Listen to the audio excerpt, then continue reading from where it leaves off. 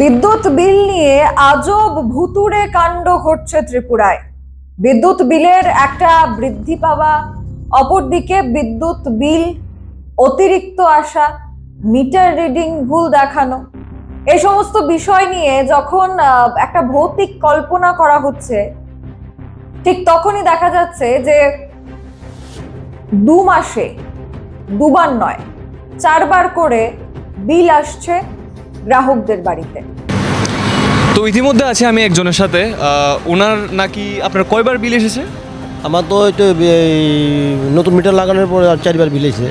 4 বার? 4 বার, হ্যাঁ। তো প্রথম মাসে ঠিকঠাক ছিল মোটামুটি, তারপরের মাস থেকে দেখি পরের মাসে একবার আসলো 919 টাকা, তারপরে 2 দিন পরে আবার আসলো দেখি 95 টাকা। 5,000 টাকায় 600-700 ইউনিটের বদলে মানুষ পাচ্ছেন মাত্র 100 ইউনিট। হ্যাঁ, এগুলি নিয়ে যখন মানুষ প্রতিবাদ করছিলেন, যখন সংবাদ মাধ্যম প্রশ্ন করছিল, ঠিক তখন এই প্রশ্নগুলিকে এক প্রকার নাকচ করে দিয়েছিলেন বিদ্যুৎ মন্ত্রী রতনলাল নাথ। তিনি কোনো ধরনের প্রশ্ন শুনতে চাননি, কোনো ধরনের অভিযোগ তিনি শুনতে চাননি। কিন্তু পরবর্তী সময়ে মানুষের চাপে পড়ে, সংবাদ মাধ্যমের চাপে পড়ে ওনাকে শোকজ নোটিশ ধরিয়ে দিতে হচ্ছে এক বেসরকারি বিলিং কোম্পানির বিরুদ্ধে, যারা সেই বিলগুলি তৈরি করছে। এবং এই শোকজ নোটিশ পাঠাবার পর এটা তো পরিষ্কার যে এগুলি কোনো ভুতুড়ে কাণ্ড নয়। এই শোকজ নোটিশ পাঠাবার পর বিষয়টা পরিষ্কার হয়ে গেছে যে এতদিন ধরে গ্রাহকদের সাথে যা ঘটছিল তা কোনোভাবেই ভৌতিক বিষয় নয়, কোনো ভুতুড়ে কাণ্ড নয়। এটা একটা চক্রান্ত, একটা দুর্নীতি, একটা ষড়যন্ত্র।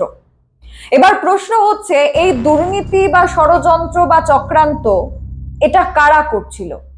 বেসরকারি সেই সংস্থা, বেসরকারি সেই কোম্পানি, নাকি গ্রাহকরা, নাকি খোদ নিগম, নাকি বিদ্যুৎ দপ্তর? কারা কিভাবে বিদ্যুৎ চুরি করছিল, কারা কিভাবে ভুল ইউনিট দেখাচ্ছিল, কিভাবে একটা স্মার্ট মিটার ভুল ইউনিট দেখাতে পারে, ভুল রিডিং দেখাতে পারে, তার সমস্ত ব্যাখ্যা তাহলে কি বিদ্যুৎ দপ্তর দেবে?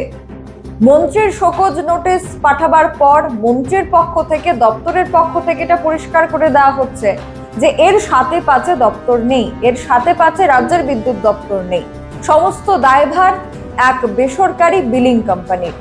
এবার প্রশ্ন এটাও যে এই বেসরকারি বিলিং কোম্পানিকে টেন্ডার কারা দিয়েছে? অবশ্যই রাজ্যের সরকার এবং দপ্তর দিয়েছে। তো এভাবে যে সকল কোম্পানিগুলি এই ধরনের দুর্নীতি করতে পারে রাজ্যের মানুষের সাথে, তাদেরকে টেন্ডার যারা প্রদান করছে তারাও কি অভিযুক্ত নয়? রাজ্যের মানুষদের এই যে একের পর এক বিভ্রান্তির মধ্যে পড়তে হয়েছে এবং আগামী দিনেও পড়তে হবে, এই যে স্মার্ট মিটার, বিদ্যুতের বিল বৃদ্ধি, সেখানে এক্সট্রা চার্জেস রাখা, ভুল রিডিং দেখানো, এই সমস্ত ঘটনার পর রাজ্যের মানুষ যেভাবে নাজেহাল হয়েছেন, তার দায়ভার কে নেবে?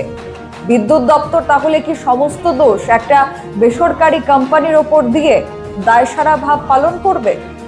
আপনাদের মতামত অবশ্যই কমেন্ট সেকশনের মাধ্যমে জানাবেন। এখনকার মতো স্পেশাল রিপোর্ট নিয়ে আপনাদের সাথে ছিলাম আমি সুজাতা। পরবর্তী খবরাখবরের জন্য চোখ রাখবেন সোশ্যাল বাংলায়। নমস্কার।